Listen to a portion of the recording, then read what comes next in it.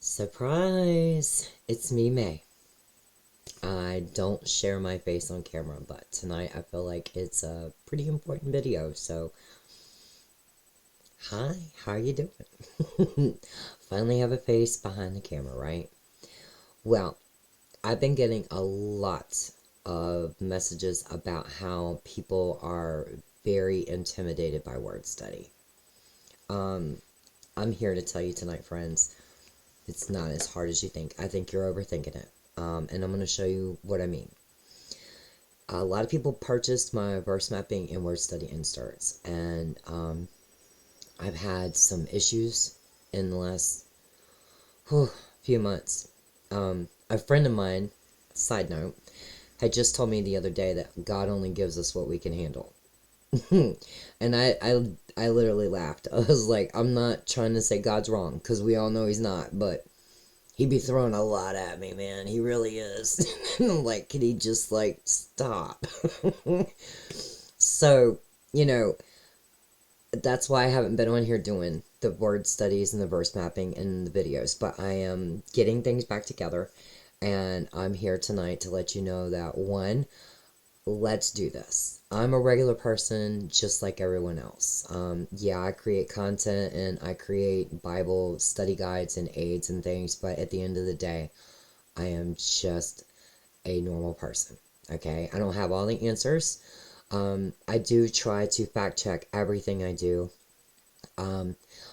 But when it comes to word study, it's not my normal process. I use the Blue Letter Bible app for those that are curious. And I'm going to switch the screen after the intro, which, by the way, I hope you like the intro. It took me quite a while to put it together, but I really love the way it turned out. But if you follow this channel, and you have been for a while, you know that I like to go very deep in my Bible study. When it comes to word study, friends, that is not my case. That's not my process at all. I look up the word on the Blue Letter Bible app. I use my desktop because I think it's much more user-friendly than the using it on your phone. And I would stress, if you're able to do it on your laptop or your desktop, please do so, because I just feel like you can navigate so much better doing the word study. Not everything on the app. The app is wonderful. But personally, when I'm doing word study, I prefer not to use my phone. I prefer to use my desktop or a laptop. It's so much nicer, honestly. So I'm gonna switch the screen. We can go on the Blue Letter Bible app. And for those that have purchased the inserts, you don't need to purchase inserts. You can use your own notebook, okay? So what you would do is you write in the word, you write in the verse that you found the word in, okay? Because I've given you all the words and verse. Let's see, where is that page at? Oh, so at the beginning of the word study guide, you have verse addresses and you have the words, okay? So basically, you put in your word, you write your verse, the verse address. I generally highlight the word, and then I just go down and fill out the information. I had a lot of people ask, what do you put in notes? Because I guess they thought I was going to go dive deeper into word study and write down a lot of notes. I don't do it that way. I write down what's basically called the outline. I mean, it is called the outline. I write down the outline and put it right there in that section. The word study guides for me, once they're filled out, they stay in the binder according to whatever I was studying. So the new series on this channel is reading through the Bible. I was thinking it was going to take a year or so. It's going to take as long as it takes. We're not going to rush it. You know what I mean? We're going to try to stay on point every single month, try to get through a new book of the Bible. But like I said, things have been going on with my crazy tail life here lately, and I'm working through it. I mean, the devil likes to get in the way and slow you down, and he's not going to win. I'm going to keep on going. So what I do is I write down all the information, and I will keep this study guide, this word study, in my Genesis binder.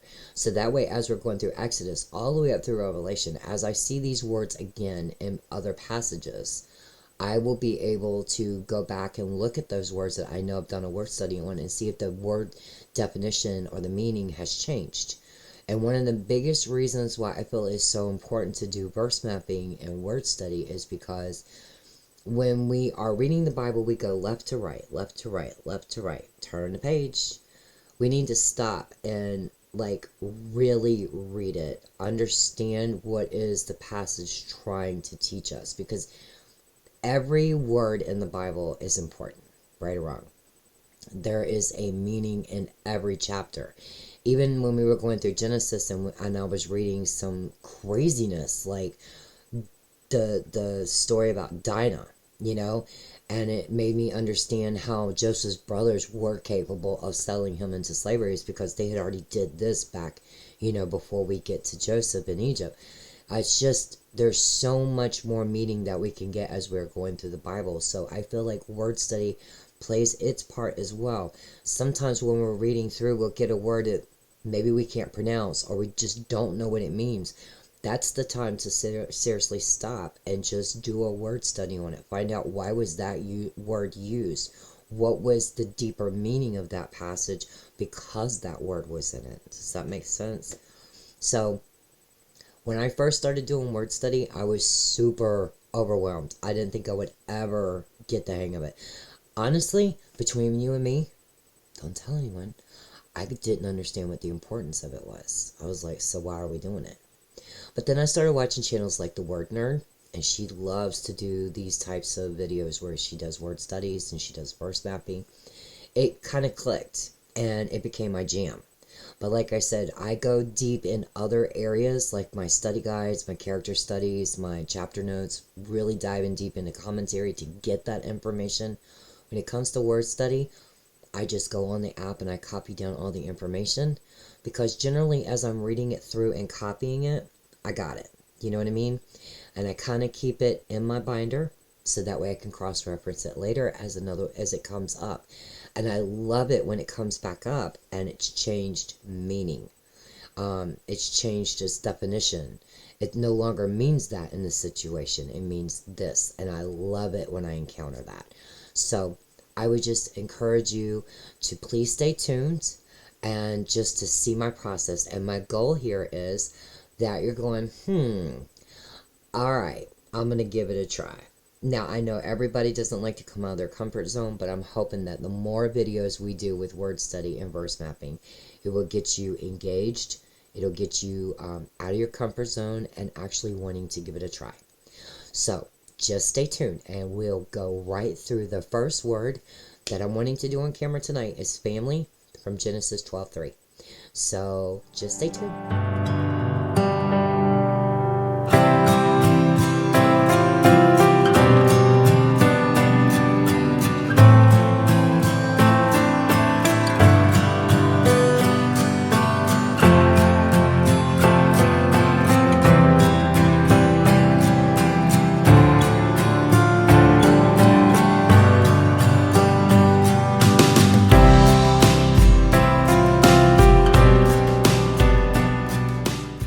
As you can see, I am on the biblewordstudy.org. I'm using this on my desktop just like I said.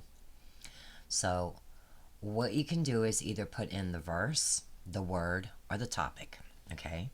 So depending on what translation of the Bible you are using, the word family may come up families or something different. So what I like to do is just put in the verse address, okay? And I'll click that and I'll say just go. Okay, so here we are. We are Genesis 12:3. And I will bless them that blesses thee, and curse him that curseth thee. And in thee shall all families of the earth be blessed. So we're looking at the word families. Depending on your translation, it may be family. From the Word Study Bible that I had taken this word study from, it was the word family.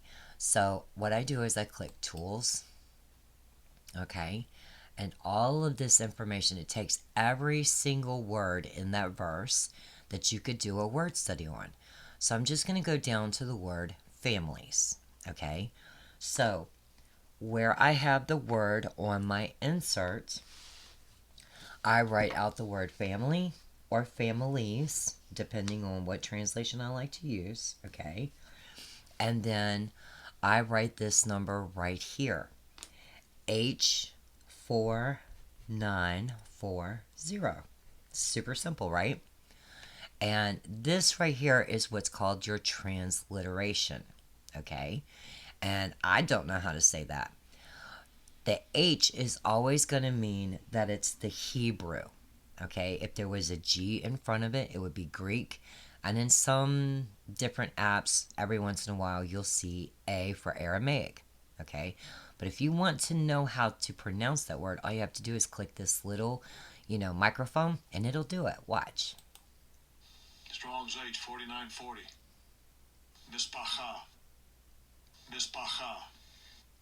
Okay, so Mispaha. So what I do is I actually write down that transliteration. I put the little accents above the the letters and everything, you know, and then I just try to like sound it out for me to be able to know how to pronounce it later. Because once I click off of this tonight and I go on about my life for like the next month or so, I'm not going to remember how to pronounce that word. Okay, so we've got our Strong's number in, and we already know that we need to write the word Hebrew just under it because it's the Hebrew translation, because the H is in front of our numbers. I go ahead and I write out the Bible verse in the translation that I like. It's the one that we just read out. And now to get all the rest of the information, all I'm going to do is click the Strong's number. So again, we're going to see the transliteration, and this is how I would write it out, although I don't think so. You could write this information in under notes. It's from that word, high, stick out, or from handmade, made, maiden. To me, they just don't seem to apply at the moment, so I'm not going to write that information. I will write that the word families is seen in the King James Version 301 times. Now, if you're wanting to know how many times it's seen in the NIV, New King James Version, you're not going to find that information here in this app. It only gives you the King James Version translation count. And there is just underneath the Greek, Hebrew, and Aramaic section in my inserts, it says blank number of times. And that's just where I'm going to put in 301. Okay? So, this right here, the biblical usage and outline, this is actually everything that I write in my notes section. I put a capital I, clan, family. I changed the one right here to an A and write clan, this, and all the way down. Okay, so that would be A, B, C, and D. But then I go down here and I read this. Okay, and this is the way that the Strong's dictionary defines mishpaha. Okay, is a family, a circle of relatives, figuratively a class of persons, a species of animals, or a sort of things, by extension a tribe of people, family, and kindred. Okay, so that's probably what I'm going to end up putting in the biblical definition. That's generally what I write there. I try to take as much information in here that applies to the way we're using the word, and also write it in under the notes section, because the outline here is not very long. So I just go ahead and write in as much information as I like in here. Now, when it says Old Testament references and New Testament references, I come down here and I read a lot of these verses, and the ones that stand out to me are the ones I write down according to, are they found in the Old Testament or the New Testament. Now, generally speaking, when we have a word that's in the Hebrew translation, generally most all of the references for the verse references are going to be the Old Testament. Okay? So we'll just keep scrolling down and see if we see any books in the New Testament. Okay? So we could go this one, let's see. I clicked number 5, and it looks like it stops at Zechariah. Okay? So I would just write down as many of the Old Testament verse references that I like, and I would put them in that section. And then under New Testament references, I would say no New Testament references. It's that simple, friends. I just literally write this word underneath the word. So I would write down families, then I would write that. That's my transliteration. I would say it's found 301 times in the Bible. I would write this under notes. I would write the Strong's definition under my biblical definition section. I would see if there's any more information down here by the Brown Driver Briggs lexicon that I liked. You could also read the full entry here. Okay, sometimes, well, a lot of times I'll put some information down in the notes section from there. And then I will just choose verses down here that I like as verse references for the word. Because as we can see in each one of these verses, it's giving us the same Strong's definition, which means it's going to be applying the exact same way in those verses as it does in ours that we're doing the study on right this minute. You guys, I promised you, it's that simple. I mean, literally. Let's go all the way back out to the very beginning, because the only thing that really tripped me up in the beginning was how to navigate to where I wanted to go.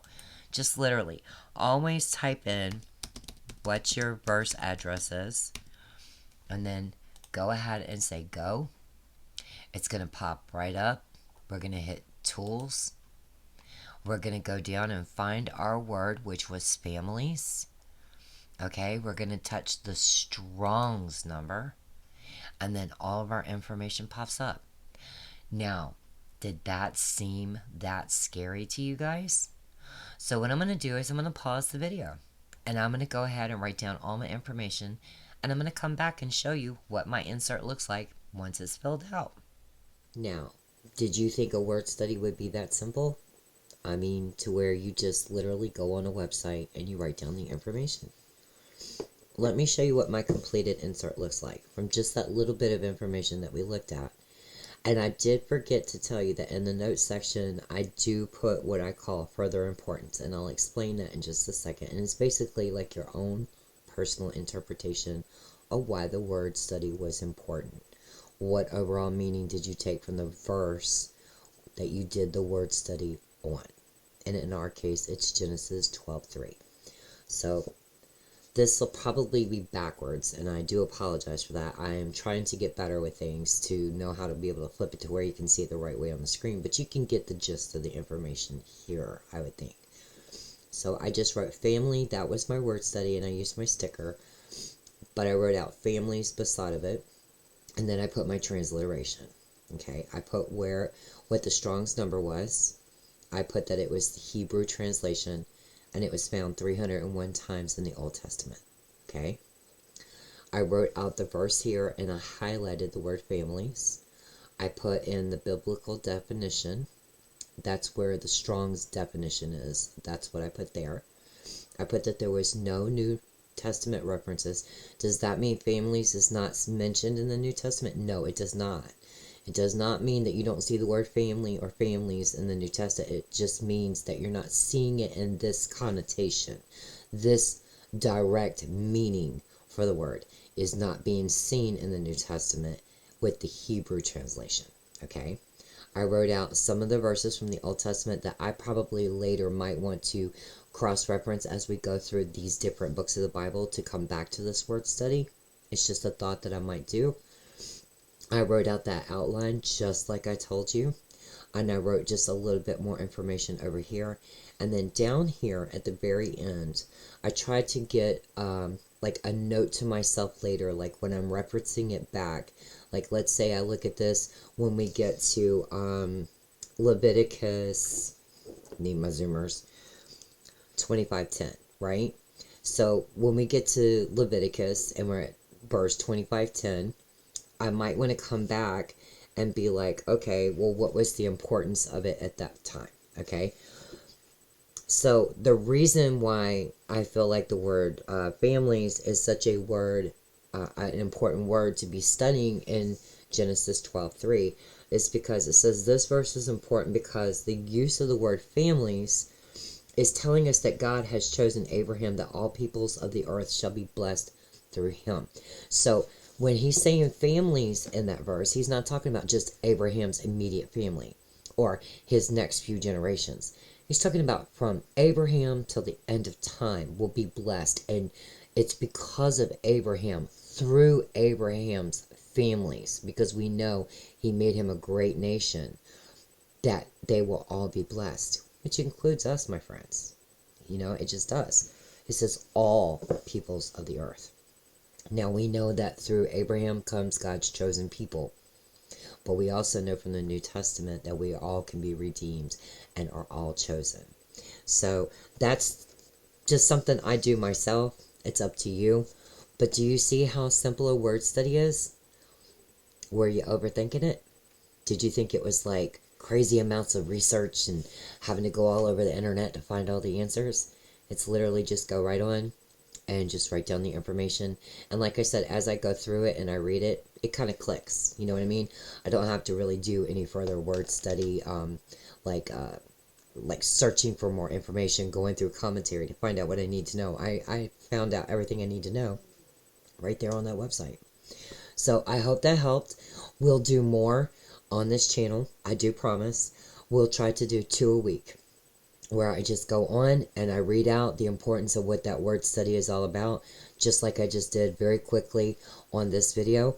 We'll probably do 1 or 2 in a video, and we'll do that like twice a week. And I think that with some repetition and just seeing, for me, it was like how to navigate the site to get to the information. I could follow it while I was with the video, but it didn't retain. So after a while of like watching people do it over and over and me doing it myself over and over, I was able to like be like, okay, I can find it myself now. And then once I did, it just clicked. So I hope this was helpful, and I hope that you'll give it a try. So until I see you in the next video, friends, y'all have a nice night. Bye.